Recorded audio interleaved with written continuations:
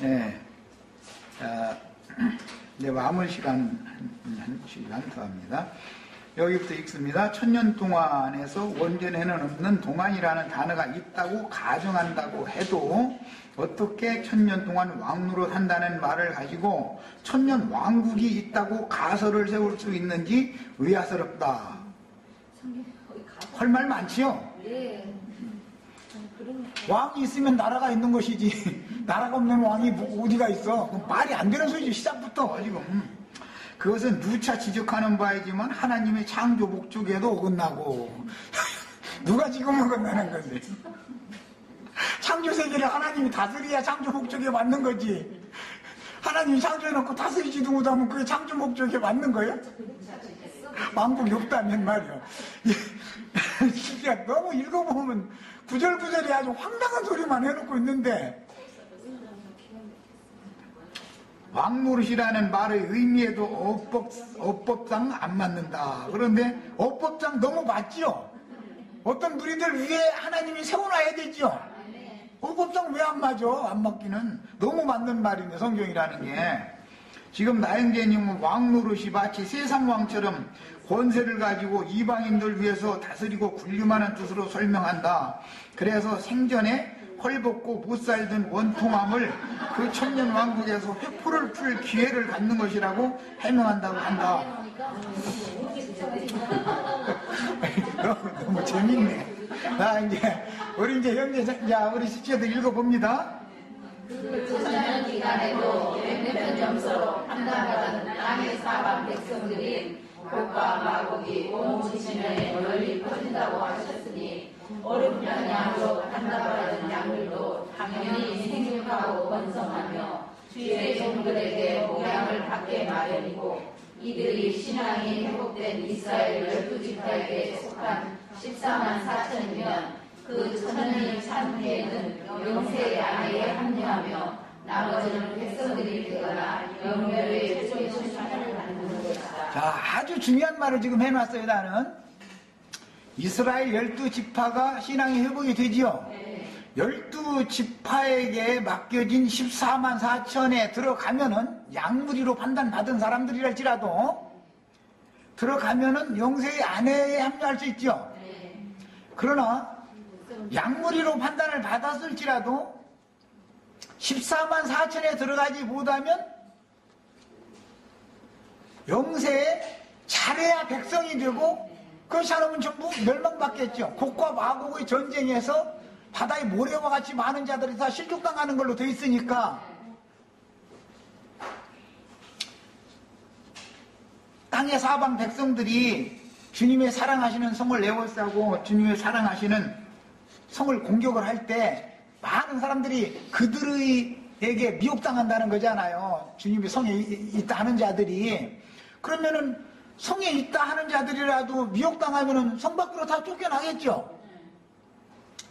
최종적으로 크고신 보좌 심판대에서 그 사람의 아내의 신분에 들어갈 수 있는 사람인지 백성이 겨우 될 사람인지 아예 멸망받아야 되는 자인지는 최종 판단을 거기서 받아봐야죠. 교회 시대의 끝에도 그리도 심판대에서 우리가 다 12사도에게 우리는 맡겨진 14만 4천에 최소한 거기에 다 들어가야 되는 거예요. 그러면은 신부가 될 수 있죠. 그런데 14만 4천에 못 들어간 많은 주님의 백성들 양무리들이 있죠. 그들이 다 멸망받는 건 아니죠.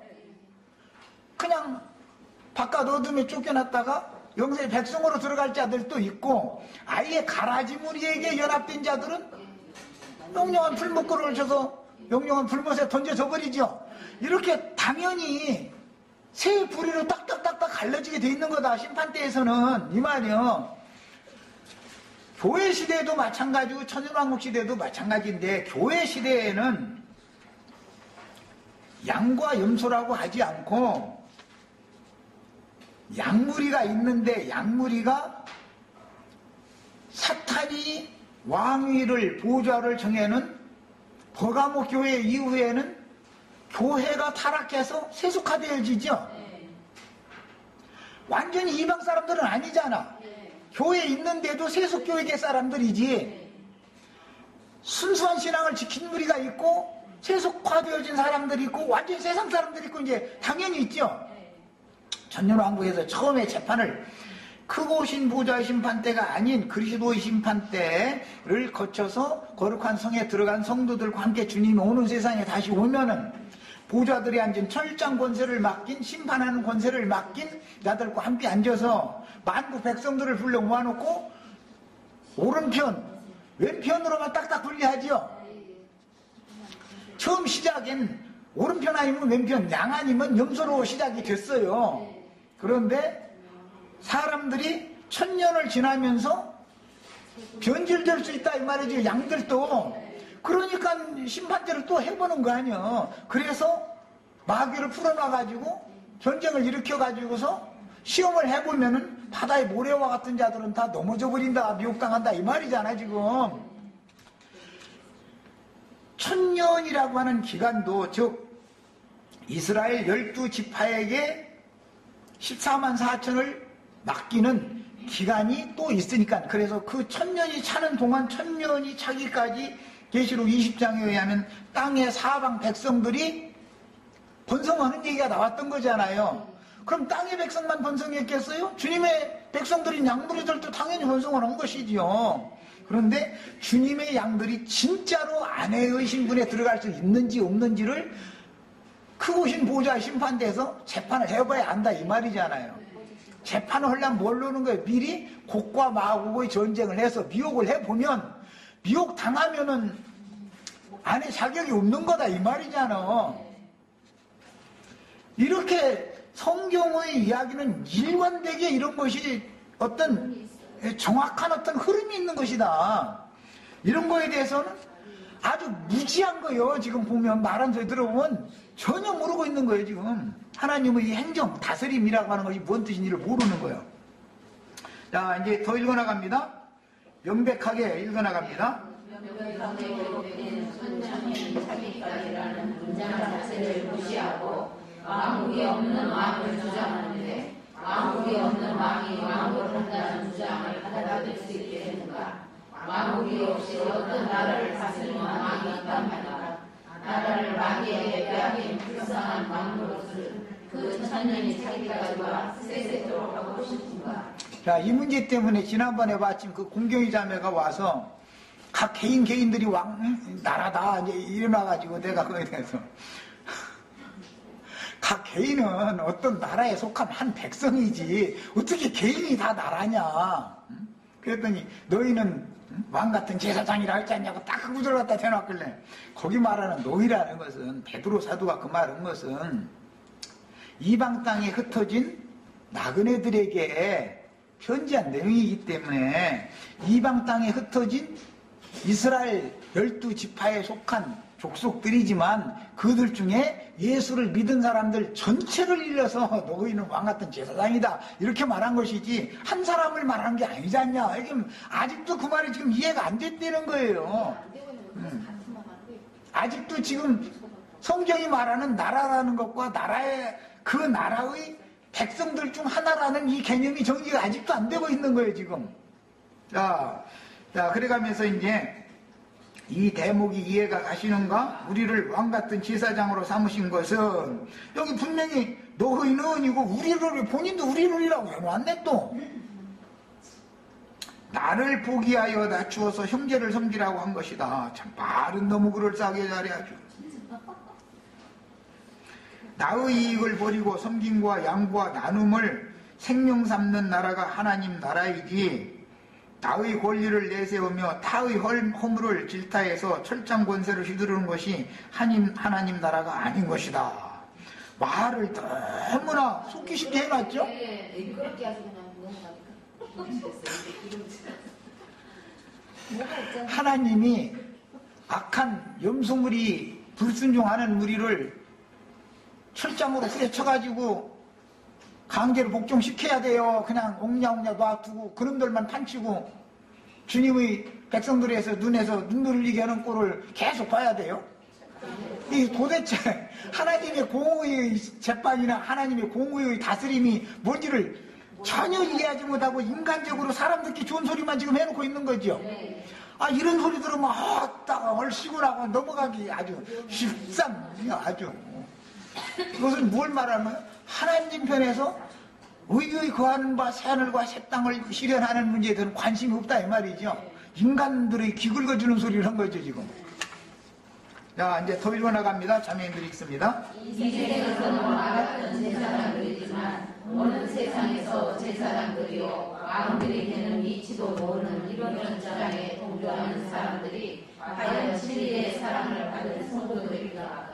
왕과 제사장의 명분을 가졌지만 그 명분의 권리를 행사할 수 있는 여러분은 교회 생활 중에 이기는 자가 되는 여부에 달린 것임에도 이런 글로 호도하는 것은 성경의 글과 지혜에 대하여 무지하기 때문이다. 이 지금 완전히 호도하는 글을 썼었지 아까. 너무 그럴듯하잖아요 읽어보면은. 자, 왕과 왕권을 행사하는 왕으로 다스리는 문제와 왕 같은이라는 것은 아직 다스리는 중요는 아니죠. 같은이니까. 아니 그냥 글자로만 봐도 딱 보이잖아 이게. 우리가 이 생에서는 왕 같은 제사장들이지 왕은 아니죠. 왕으로서 철장으로 다스리는 중은 아니죠. 설명할 필요도 없어요. 그러니까. 자, 더 읽어나갑니다. 진실의 세상 나라에는 교회가 함께 갖추어져 있는데 세상 나라를 치리하시는 하나님의 행사는 이방의 군왕들이 바다 짐승들을 각 나라에 세워서 치리하시며 그건 짐승의 10뿔이라고 그래요. 네. 또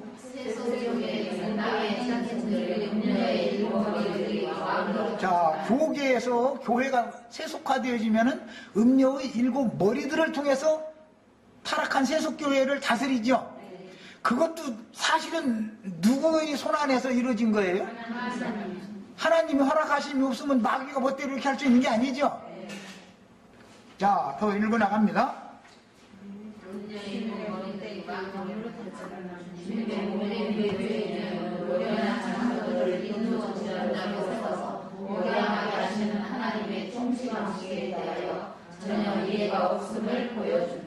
자, 교회를 타락하도록 허락하셔서 세속화되게 만들고 음녀의 7머리들이 교회를 좌지우지하게 허락하시는 목적은 왜 그런 거예요? 이기는 자를 빼내려고 그러는 거죠. 세속화시키는 자들에게 하나님이 예수님이 힘이 없어서 그들에게 그걸 아이고 너희가 나보다 세다 그래가지고 그렇게 한 게 아니죠. 그들에게 미혹당하지 않고 정신앙의 정절을 지키는 진실한 신앙인들 이기는 자들을 분별해내느라고 그런 일을 허용하신 거예요. 그런데 1000년 동안은 무적행에 마귀를 가둬놓기 때문에 1000년이 차기까지는 그 일을 마귀가 하지 않다가 1000년이 찬 다음에 바다도 죽은 자들을 내두고 음부도 죽은 자들을 내두고 모든 1000년 동안에 살다 간 사람들 전체를 종합적으로 크고 보좌의 심판대에서 재판해본다 지금 그 말이죠. 우리는 내 세대가 우리 세대에 살다가 주님께 데려감을 받으면 즉시 우리는 그리스도 심판대에 서야죠. 그래서 교회 시대에는 우리가 주님께 데려감을 받으면 그 데려감을 받자마자 즉시로 그리스도 심판대를 먼저 통과하는 거잖아요.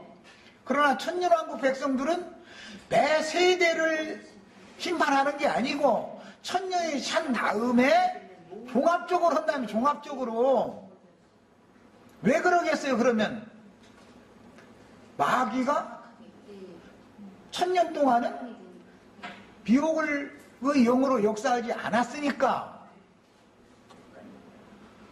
그때 해봐야 다 잘 믿은 것처럼 다 보일 텐데 허나 안 한 거 아니에요. 그러다 보니 1000년 동안은 매 세대 중에서 이기는 자들을 별도로 뽑아내는 일이 당연히 없겠죠.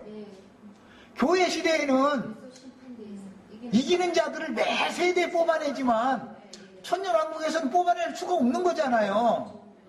마귀를 미혹의 영을 역사하게 허용을 안 했으니까 1000년이 찬 후에나 무적행 시험을 열어서 마귀를 또 풀어놔 갖고서 현상 세계에서 살아있는 자들부터 시험을 하게 하는 거예요. 그리고 나서 바다가 죽은 자들을 내준다라는 말은 현상, 그때 당시 세상에서 죽은 자들이잖아요. 예? 그들을 내주고 음부도 내준다 그러면은 1000년 동안에 예수 잘 믿는 채 해가면서 죽어서 음부로 들어간 자들이잖아요.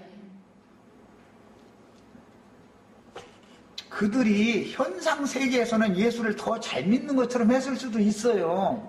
14만 4천에 들어가지 못할 자들이. 오늘날도 그러지요. 지금 시온산에서는 14만 4천에 들어가지 못할 자들이 예수 더 잘 믿는 것처럼 하지요. 이런 것이 하나님의 지혜요, 하나님의 통치 방식이요, 심판하는 방법이다. 그러니까 하나님은 반드시 공의대로 판단을 하시는 거예요. 네, 이걸 꼭 아셔야 돼. 그래서 천년 왕국이 끝난 다음에 그 오신 보좌의 심판대가 있는 것이고, 교회 시대는 우리가 다 각각 그리도 심판대 앞에 선 다음 바울 사도도 죽어서는 거기에 섰죠. 교회 시대의 그리도 심판대를 통과하는 문제와 천년왕국 끝에 그 오신 보좌의 심판대를 통과하는 문제는 전혀 방식이 다르다라는 걸 알 수 있잖아요. 그것은 이기는 자를 뽑아내느냐 그럴 필요가 없느냐와 당연히 관계가 되겠죠. 마귀가 역사하는 것을 허용을 했느냐 허용하지 않았느냐와 관계가 있으니까. 그러나 그리스도의 눈은, 예수님의 눈은 못 속인다 이 말이야. 못 속이죠. 자, 더 읽어나갑니다. 이번 세상에 열려하는 위에 있는 것은 누구로부터 나온 것이며 새로 사신 교회를 위하여 성도와 선지자와 목자와 교사들을 세워서 목양하고 치하게 하시는 권세는 누구로부터 나온 것인가. 나의 이런 증거마저도 알아듣지 못하는 사람이 이런저런 교묘한 말로 영혼들을 유혹한다는 사실이 너무 안타깝다. 거기는 이 말 읽어도 또 나보고 오히려 안타깝다고. 자, 이스라엘 12지파를 심판하리라. 2번입니다. 마태복음 19장 28절 예수께서 가라사대 내가 진실로 너에게 이르노니 세상이 새롭게 되어 인자가 자기 영광을 보좌에 앉을 때 나를 쫓는 너희도 12보좌에 앉아 이스라엘 12지파를 심판하리라. 누가복음 22장 30절에 너희로 내 나라에서 내 상에서 먹고 마시며 또는 보좌에 앉아 이스라엘 12지파를 다스리게 하려 하노라. 마태복음 심판이라고 번역했고 똑같은 크리노라는 번역을 누가복음에는 다스리게라고 번역을 했는데, 요 문제는 지난번에 내가 이거 분명히 지적을 했었어요. 이것은 판단하다, 분별하다, 심판하다 그런 용어이기 때문에 이 문제는 마태복음 25장에서 왕들과 주님이 함께 와가지고 보좌들에 앉아서 오른편 양과 왼편 염소를 분별하는 그런 상태를 이어서 여기서는 심판한다 또는 판단한다 그 말을 한 거예요. 그런 것이지 거기서는 다스린다라는 개념으로 말하면은 이건 누가복음은 번역을 확실히 잘못한 거예요. 그건 내가 지난번에 이거 분명히 지적을 해서 주모를 했었어요. 자, 심판이냐 다스림이냐. 우선 붉은색의 단어를 보면 같은 단어 크리노인데 번역을 다르게 했다. 누가복음은 다스린다라고 번역했는데 그건 오번역이다 그 말이에요. 이제 이건 빙탱제도 아마 내가 글 올리는 걸 보고서 이걸 말하는지는 모르지만 근데 이것은 잘 지금 얘기하고 있는 거예요. 크리노는 심판하다, 분별하다, 결정하다 그런 의미를 갖고 있어요. 맞아요. 그러므로 누가복음의 다스리다라는 말은 오번역이다. 맞습니다. 킹제임스 번역에서 judging이라고 한 것은 판사가 심판하는 상태를, judge라는 건 판사라는 말이죠. 재판한다 이제 그런 뜻인데 judging이라고 현재 동사형으로 할 때는 현재적으로 판단한다 그런 뜻인 것이죠. KJV 번역이 잘 증명해주고 있다. 이건 아주 잘 맞는 거예요. 자, 이제 나는 거기부터 우리 형제 자매님들이 읽어나갑니다. 하나님이 누가복음 22장 30절은 주님의 제자들이 온 세상이 천년왕국에서 이스라엘 12지파가 신앙 회복을 하게 되고 이스라엘 12지파에게 속한 속한 만국 백성들 중에서 오른편 양과 왼편 염소를 분별 혹은 판단하게 될 것이라고 마태복음 25장 인용하여 연구하였는데 누가복음 22장 30절에 대개성경 번역은 여기는 다스린다라고 번역을 하면은 오번역을 한 거예요. 거기서는 판단한다. 너는 오른편으로, 너는 왼편으로 이렇게 딱 갈라낸다 그런 뜻이니까 거기는 김기태 형제가 이건 이제 지적을 잘한 거예요. 자, 이제 B는 세상이 새롭게 되어 그랬는데 이 단어는 팔린게네시아라고 하는 단어인데 의미는 중생, 거듭남이다. 이제 단어상의 의미가 맞습니다. 디도서 3장 5절에 우리를 구원하시되 우리의 행한 바 의로운 행위로 말미암지 아니하고 오직 그의 긍휼하심을 쫓아 중생의 씻음과 성령의 새롭게 하심으로 하셨나니 그러므로 재번역하면 거듭남 안에서이다. 그렇다. 영이신 주께서 앉으신 보좌는 어디인가? 거듭난 자의 심령이 아닌가 그랬는데 이것도 김미태 형제가 너무 나간 거예요. 주님의 하나님의 보좌는 예수님의 영을 말하는 거죠. 하나님의 보좌는 예수님의 영인 거예요. 예수님의 영에 나의 영이 연합될 때 보좌 앞에 내가 간 것이죠. 다시 설명합니다. 하나님의 영광 보좌는 예수님의 영을 말하는 거예요. 예수님의 영과 나의 영이 연합되면 나는 영적으로 하나님의 영광 보좌 앞에 간 거죠. 내가 주 안에, 주님이 내 안에 라는 말의 의미가 정확하게 해석이 되어져야 된다 이 말이에요.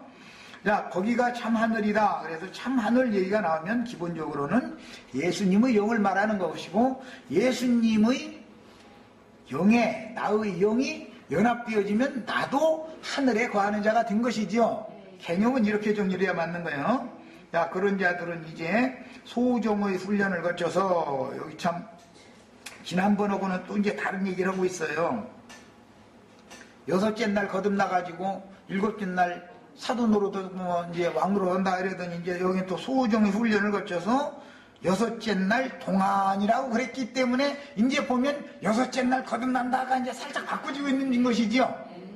6일 동안 거듭나는 거지 이제 김영재의 말대로 하자면 지금 발렌디시아라는 말을 중생 거듭남을 설명하다가 지금 이렇게 말을 바꾼 거잖아요. 지난번에 이렇게 오지 않았죠? 여섯째 날 거듭나고 일곱째 날 왕으로 산다 이렇게 했었어요. 일곱째 날의 사람인 주의 사도가 되면 그러니까 이제 김기태 형제는 주의 사도지요. 지금 왕으로 현재 하니까 그 사도가 굉장히 좋긴 좋은가 봐. 높아서 그러나? 이스라엘 12지파를 심판할 것이다. 사도가 되면 이스라엘 12지파를 심판할 것이다. 심판이라 하면 각자가 신봉하는 믿음이 진리냐 비진리냐를 판단하고 분별시키는 복음의 제사장 사역을 말하는 것이다 라고 스스로 이렇게 정의를 나름대로 해놨어요. 이제 거짓부렁이죠. 너희가 나의 모든 시험을 받는 동안 나와 함께 했기 때문에 내 나라가 새롭게 되면 너희로 하여금 내 나라의 상에 앉아서 먹고 마시며 이스라엘 12지파를 다스리게 하겠다. 그렇게 했을 때 사도들이 이스라엘 12지파를 다스린다라는 의미를 잘 생각을 해봐야 돼요. 그런데 지금 김기태 형제는 여섯째 날까지 이제 소종의 훈련을 가지고 여섯째 날 동안에 거듭나는 거예요. 거듭나가지고 일곱째 날의 사람인 사도가 되면 이스라엘 12지파를 심판할 수 있게 된다. 지금 이렇게 해놨어요. 이스라엘 12지파를 심판한다라는 말이 믿는 성도들을 심판한다라고 지금 이해하고 있는 관점을 말한 거예요. 여기서 말하기를 이스라엘 12지파를 판단하는 권세를 행한다 라는 말은 주의 증인들에게 마지막 말씀을 맡겨서 그들이 전하는 영원한 복음을 이스라엘 12지파가 영으로 깨닫고 받아들이면 이스라엘 12지파가 신앙이 회복되는 것이죠. 정말로 받아들였는지 받아들이지 않았는지는 앞서서 영원한 복음을 전한 사람들의 판단에 달린 거죠. 나중에 받은 사람이 정말 받았는지 안 받았는지의 판단은 전한 사람의 판단에 달린 거 아니겠어요? 개념이 이런 개념인데, 즉 말하자면 이스라엘 12지파 얘기를 딱 하면은 12사도와 12지파를 구분해서 말을 할 때는 12사도는 교회를 맡긴 대표자들이고 12지파는 오는 천년왕국 사람들을 맡긴 대표자들이죠. 그런 개념인데 지금 김미태 형제는 천년왕국도 가기 전에 지금 현재 자기는 말하자면 7날의 사도가 됐으니까 이 생에서 이스라엘 12지파를 우리가 심판한다 지금 이 말을 한 거잖아요. 누구를 심판하는 게 이렇게 좋은지는 몰라도 이게 읽다 보면 막 왔다 갔다 이게 정신이 없어 지금. 자 이제 더 읽어나갑니다. 각 개인의 중생이라는 단어로 사용할 때와 하나님의 경륜에 따라 무엇과 소유시하냐고 설정해서 주님께 버림이 되어 생명에서 끊어졌던 이스라엘을 다시 받아주시고 다시 생명을 얻어 살아나는 문제가 또 있으니. 자, 잘 생각해 보셔야 돼요. 개인적으로 거듭나는 중생의 씻음과 새롭게 하심이 있죠. 그 문제는 교회 시대의 얘기죠.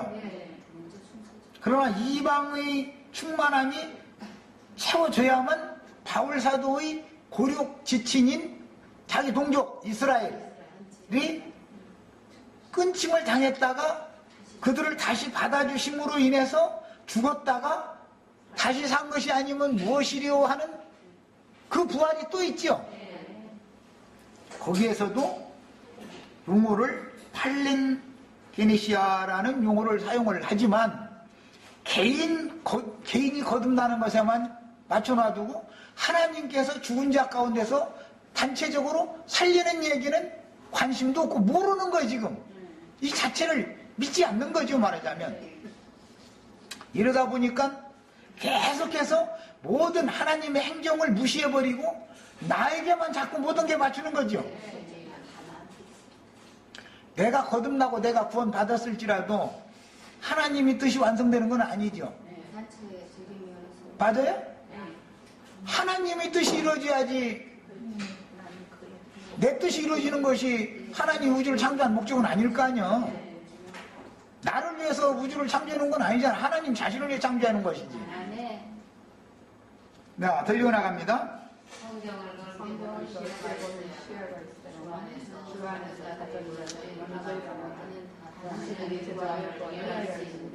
예사를 개인에게만 맞추다 보니 개인권의 목적은 하나님의 목적을 이루기 위한 극히 일부적인 문제라는 사실을 간과하게 되고 이런 주장이 나오는 것이다.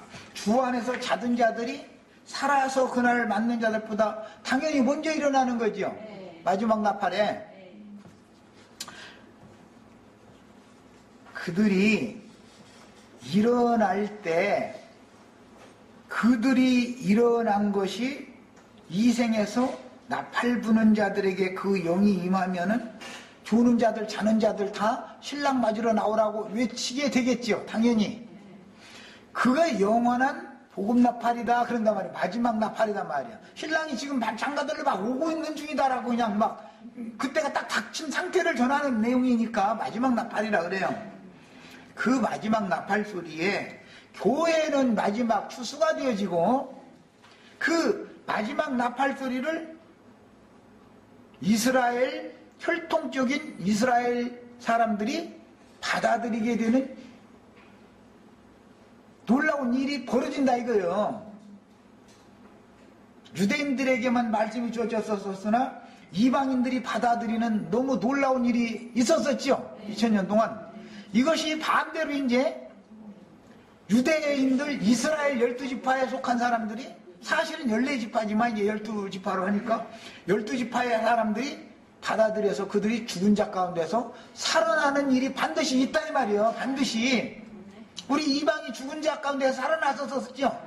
2000년 동안 유대인들 이스라엘 12지파가 살아나는 일이 있어야 그 후로나 천년왕국이라고 하는 것이 시작이 될 수 있는 거죠. 여기에 대한 하나님의 경륜, 우주적인 통치가 전혀 이해가 안 되고 있는 거예요, 지금. 그러다 보니까 이제 더 이어나갑니다. 학사문화의 목적은 단체적으로 연락하고 상합하는 원조를 통해서 주님의 왕국을 세우는 데 목적이 있는 것이지, 김영재나 그 몇 명 지금 이런 말도 같지 않은 소리를 지금 맹신하고 받아들일 사람 세계적으로 아마 수원에 있는 몇 사람들 밖에 없을 거예요. 내가 보기에는. 예, 그들만을 위해서 하나님 우주를 창조하시고 경영하는 게 아니죠. 너무 황당한 얘기들이지요, 말하자면. 자, 하나님의 목적과 경륜에 대해서 너무도 무지한 것이 문제다. 자, 이제 시해놓고 이스라엘 12지파에 대해서 이제 나름의 해석을 또 해놓는 거예요. 이스라엘은 믿는 모든 사람들을 상징한다. 첫 마디부터 잘못되고 있죠. 이면적 유대인, 육적인 이스라엘도 있고, 영적 유대인, 참 이스라엘도 있고, 유대인도 두 부류가 있고, 이스라엘도 두 부류가 있죠. 그 모든 믿는 사람들만 말하는 게 아니죠. 육적인 이스라엘 12지파에 속한 사람들도 분명히 있죠. 이런 식으로 어떤 한 면을 자꾸 강조를 하고 나머지 면을 무시해버리다 보면은 이렇게 엉터리도 없는 말 같지 않은 해석이 자꾸 나오는 거예요. 혈통적 유대인을 의미한다는 발상은 성경을 너무 모르는 무식이며 억지다. 누가 무식이며 억지인지 나 정말 참. 12지파는 구원받은 성도들을 말한다 이랬어요. 구원받은 성도들이 12지파예요, 12사도에 해당돼요? 12사도는 교회를 대표하고 12지파는 천년왕국의 이스라엘 12지파에 붙은 14만 4천을 대표하는 것이지, 어떻게 12지파와 12사도도 구분을 하지 못해가지고서야, 그럼 거룩한 성 예루살렘은 12사도의 12기초석들과 12지파의 12진중문으로 해서 함께 건축이 돼 있죠. 그러면 그냥 12지파 얘기만 해야지 12사도 얘기는 뭐라고 해놔고요.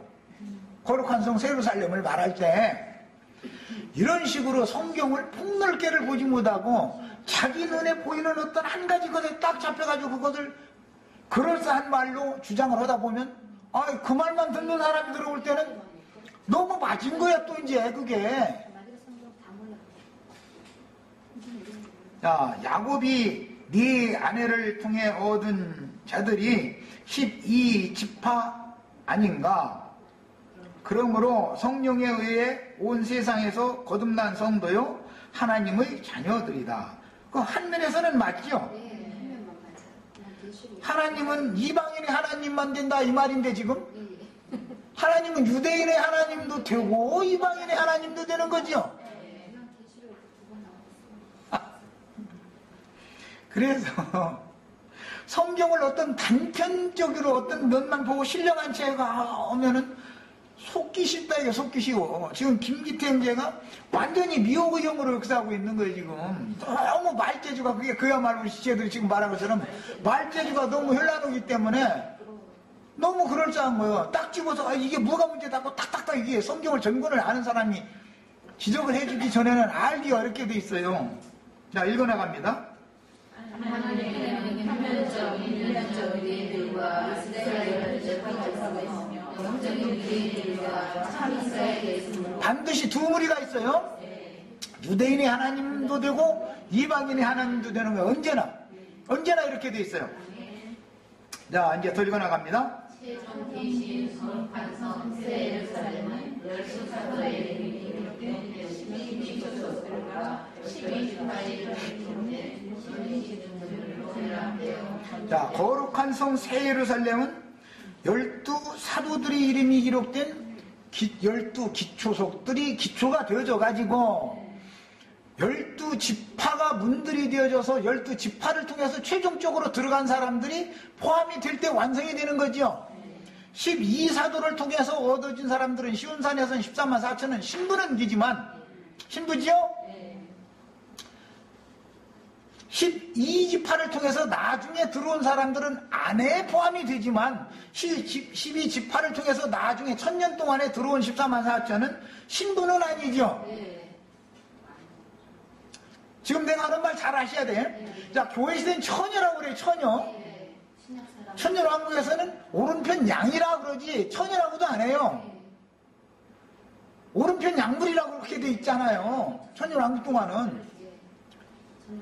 교회 시대는 처녀라고 그래요. 그러나 처녀 왕국 동안에 교회에서 14만 4천에 들어간 믿는 이가 되었다면은 신부가 될 수 있죠. 그들은 자동적으로 천년이 차면 신부니까 당연히 이제 천년이 차면 안 해주는 건 그건 뭐 당연한 일이고 연장될 거니까. 그러나 12지파를 통해서 나중에 그들이 문이니까 마지막으로 들어올 수 있는 문들이잖아요. 그게 12지파가. 그들을 통해서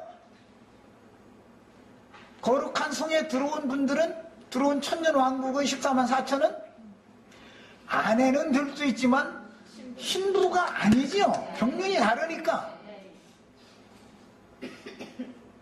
그래서 7장에 나오는 12지파를 통해서 그들에게 신앙이 회복된 12지파에게 맡긴 14만 4천 무리는 아내에게 들어갈 수는 있지만 신부는 아니다라는 것에 대한 이해가 너무 없는 거예요. 이건 왜 그래요? 하나님의 통치 방식을, 행정을, 경륜을 몰라서 이러는 것이다. 처녀와 신부와 아내가 다 똑같다 이렇게 말하면은 말이 안 되는 소리죠. 처녀 중에도 5처녀만 들어가고 5처녀 못 들어가는데 어떻게 다 똑같겠어요? 믿었다 해가지고 교회 생활을 했다 해가지고 다 14만 4천이 되는 건 아니죠. 14만 4천이 안 된 사람이 더 많지. 그럴 거 아니요. 2000년 동안에 문자들 14만 4천만 얻은 건 아니지만은 14만 4천에 들어가지 못한 믿는 사람들이 더 많을 거 아니요. 1000년 동안도 마찬가지다. 양무리가 되었다, 오른편 양무리가 되었다 해가지고 다 이스라엘 12지파에게 맡겨진 14만 4천이 다 된다는 보장은 없죠. 다들 같으면 몰라고 그것이 뭐냐 심판을 또 해봐까지는 뭐 해볼 필요도 없이 그냥 이미 다 그냥 너희는 다 됐어 이제 이래버리면 간단한 일이지. 뭔 얘기하는지 아시겠죠? 이렇게 부분적인 자 읽어나갑니다. 보이지 않는 것이 문제이니 시온산에서 14만 4천과 이스라엘 12지파와 함께하는 14만 4천이 동일할까? 이런 사상과 말씀이 양이한 자가 자기를 따르는 자 중에서 간표를 씌워준 12지파 사사가 관계되었다. 그런 거죠 지금. 2만이 앞으로 모여가지고 구원받으면 다 14만 4천이 되는 거예요. 이제 말하자면. 이제 김기태 무리에 들어가면 14만 4천이 될까 나머지 이제 못 돼요. 이제 가능이 없는 거예요 지금. 자, 마태복음 2장 6절 또 유대 땅 베들레헴하더는 유대 고을 중에 가장 작지 아니하도다 네게 산 다스리는 자가 나와서 내 백성 이스라엘의 목자가 되리라. 여기 이스라엘의 목자가 된다고 했을 때 이 이스라엘은 구원받은 사람을 말한다라고 말하려고 이 말을 지금 인용을 한 거겠죠. 사도행전 13장 23절에도 하나님이 약속하신 대로 이 사람의 씨에서 이스라엘을 위하여 구주를 세우셨으니 곧 예수라. 이스라엘을 위하여라고 할 때 이 이스라엘이라는 것은 구원받은 사람들을 말한다라는 걸 말하려고 그러는 거예요. 한 면은 맞지요. 그게 한 면은. 근데 문제는 또 다른 기록한 말씀을 무시해버리는 것이 문제죠. 또 기록한 것을 무시해버리는 거예요 지금. 네. 시간이 없으니까 저 아래 이제 읽어 나가겠습니다. 성경 해석은 거기부터 읽어 나갑니다. 성경에서는 반드시 문맥의 흐름을 따라 정확하게 적용하고 해석해야 하는데 육적 이스라엘 12지파에게 하신 말씀과 영적 참 이스라엘에게 하신 말씀이 다르며 다르죠? 예. 예를 들어서 마태복음 23장에서 가라지 무리에게는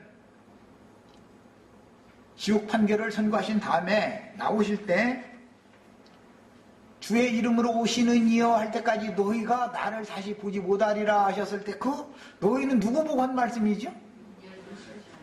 이스라엘 백성들 보고 한 말이죠. 혈통적인 믿는 성도들 보고 한 말이 아니에요. 그거는 이렇게 성경이라는 것은 또 기록한 부분이 분명히 있음에도 이런 것은 김기택의 눈에는 아마 안 보이는 모양이에요. 이게 그게 또 그것도 신기한 것이지. 이게 반드시 성경에는 혈통적인 이스라엘 사람들에게 하신 말씀이 있고 영적 이스라엘인 교회에게 하신 말씀이 있고 가라지 무리에게 하신 말씀이 있고 바리새인 서기관 율법사들에게 하신 말씀이 있고 지지자들에게 하신 말씀이 있고 말씀을 하신 대상이 각각 다 다르게 기록이 되어 있죠. 그러다 보니 어떤 말씀을 해석을 하든 성경의 문맥의 흐름을 따라서 이게 그 주님의 말씀의 상대자가 누군가를 정확하게 해석을 해야 맞는 거겠죠. 그런데 김기태 형제는 그를 말하자면 성경을 그렇게 폭넓게 보는 눈이 안 열린 거예요. 자, 더 읽어나갑니다. 그런데도 일반적으로 계시록 7장에 유지파와 함께하는 14만 4천인이 있는 자들에게 해라라고 주장하면서 유명한 성경을 사실은 중인 것이다. 자, 계시록 7장에 나오는 이스라엘 12지파에게 맡긴 14만 4천이 믿는 자들의 총회다 한 부분에서는 맞죠. 문제는 천년 왕국 기간 동안에 믿는 자들이지. 그렇죠? 교회 시대에 믿는 자들이 계시록 7장의 12지파에게 붙여진 자들이 아니죠. 우리는 교회 시대에는 12사도들에게 맡겨진 14만 4천이고 우리는 시온산에서는 14만 4천에는 들어갈 수 있지만 12지파에게 속한 14만 4천에는 우리는 들어갈 수가 없는 거죠. 이런 것을 전혀 모르고 있다 이거예요. 전혀. 그러다 보니까 이제 답을 뭐라 그러냐, 같은 맥락으로 계시록 7장의 12지파도 당연히 육적 이스라엘을 지칭하는 것이 아니라 믿는 자들의 총회인 교회를 말한다. 이렇게 결론을 딱 내려버리는 거예요. 우리가 이스라엘 12지파에 속한 사람들이에요 지금? 아니에요. 우리는 주님의 12사도들에 속한 사람이죠. 예수님이 성령께서 보내신 두 사도를 합해서 예수님이 육신으로 택했던 사도들과 도합 14사도인데 통상적으로 말할 때 이제 12사도라고 그러는데 우리는 주의 사도들에게 붙여진 양무리들이지 이스라엘 12지파에게 붙여진 양무리들이 아니죠. 이런 거 하나도 구분을 못 해가지고서 이런 말 같지 않은 소리를 시우리고 앉았으면 이건 완전히 귀신이 붙어도 내가 보니까 이번에 보니까 아주 단단히 붙어가지고 이 귀신 떨어져 나기가 쉽지가 않을 것 같아 지금 보니까. 자, 이제 더 읽어나가면 문자적인 야고보 12지파가 하나님에게 그리고 매 세대를 살아가며 하나님의 자녀가 된 자들에게 무슨 의미가 있나. 하나님에게는 야고보 12지파가 의미가 있죠. 나의 택한 야고보아 나는 너를 버리지 않는다 그랬죠. 이스라엘 나라가 로마에 의해서 최종적으로 멸망받았을지라도 이스라엘 나라 완전히 버린 거예요. 1945년 5월 25일 날 회복시켜준 거예요. 그럼 그 일을 누가 하신 거예요? 로마를 보내신 분은 누구고 1900년이 지난 다음에 흩어졌던 가루로 흩어당했던 자기 백성들을 불러 모아서 이스라엘 왕국을 다시 세운 분이 누구예요? 역사적으로 이와 같이 이루어진 엄연한 사실 자체를 무조건 하고 부인하려고 해서는 되냐 이 말이요. 하나님 역사의 중이라는 사실을 부인해서는 그건 말도 안 되는 소리인 것이죠. 뭐 시간이 돼서 이거 나머지 문제는 이제 이 정도 해놨어도 나머지 그 문제는 이제 그냥 갖다 버리시지 말고 다 꼭 읽어보세요. 읽어보시면은 김기태 형제와 그 무리가 무엇이 지금 문제인가 요약을 하겠습니다. 첫째는 주님이 나라가 없는 분이 된 거예요. 김기태 형제는 주님이 나라가 없는 하나님으로 믿는 것이죠. 주님은 세상 나라도 주님이 주인이죠. 교회도 주님이 주인이죠. 그래서 세상 나라에도 바다에서 올라온 짐승의 열불들을 각 나라 위에 세워가지고 하나님이 다스리는 중이에요. 각 지역 교회들도 필요대로 장로들을 세워서 주님이 다스리는 중이에요. 그러므로 만왕의 왕인 거예요. 주님이 나라가 없는데 왕노릇을 어떻게 왕노릇을 했죠, 예수님이? 에? 1000년 동안 왕노릇 한다, 왕국, 천년 왕국이라는 건 없다부터 지금 시작을 했길래 이제 결론을 맺는 거예요. 왕국이 있지요. 주님이 왕국이 있으니까 만왕의 왕이라는 말이 나오는 것이고, 세상 나라들도 위에 그 왕들을 세워가지고 다스리게 했기 때문에 너희는 그들에게 복종하고 공경해라. 거슬리지 말아라. 그들에게 공세 내라고 하면 공세 내고, 국세 내라고 하면 국세 내고 다 복종해라 말이야. 그들에게 괜히 칼을 맞겠겠냐. 악을 행하는 자들에게 징벌하고 선을 행하는 자들에게 포장하고 하려고 하나님 그런 자들을 세우는 거 아니냐 이랬어요. 그럼 세상 나라도 주님이 다스리는 거예요. 그들의 권세는 주께로부터 주어진 거예요. 교회도 주님이 세우셨고 주님의 교회의 장로들을 주님이 세우셔서 다스리는 거예요. 교회를 다스리는 건 목양이라고 그러고 세상을 다스리는 건 철장으로 다스린다 그래요. 뭐 철장의 정도는 약간씩 다르지만 김정일이 나라 가면은 철장이 더 세지요. 우리나라는 철장을 조금 이명박 씨가 조금 박통 뭐 전통 이런 사람들 본받아가지고 그 철장으로 좀 치려고 그러니까 막 국민들이 저항하고 촛불 들고 막 나와서 막 못 치면 우리 치면 안 된다고 막 이러고 저항하니까 칠라다가 그냥 발발발 떨다 우물우물하다 지금 이제 시간 다 가버리고 말았죠. 철장의 강도가 세냐 약하냐라는 것은 그것마저도 철장의 강도를 몽둥이를 맡겨가지고 바벨론 왕을 보내도 얼마만큼 세게 치게 하는 것도 허락받아야죠. 그런데 이 느부갓네살이라는 허락받은 것보다 더 세게 쳐가지고 나중에 하나님이 너는 내가 너보고 말해 내 백성을 왜 징벌을 할 때 그냥 좀 손 좀 잠깐 봐주라 했더니 내가 언제 그렇게 그냥 완전 골병들대로 후려치라고 그랬어 이놈아. 그러고 이제 부직 몽둥이 쓰신 다음에 불 쪽에다 집어넣어가지고 이게 부직갱이로 쓰다가 그냥 타워버린다 이랬잖아요. 다 그런 행동을 누가 하시느냐를 왜 안 믿냐 이 말이요. 이게 안 믿어진다는 것도 나는 너무너무 신기해도 난 이와 같이 신기할 수가 없어요.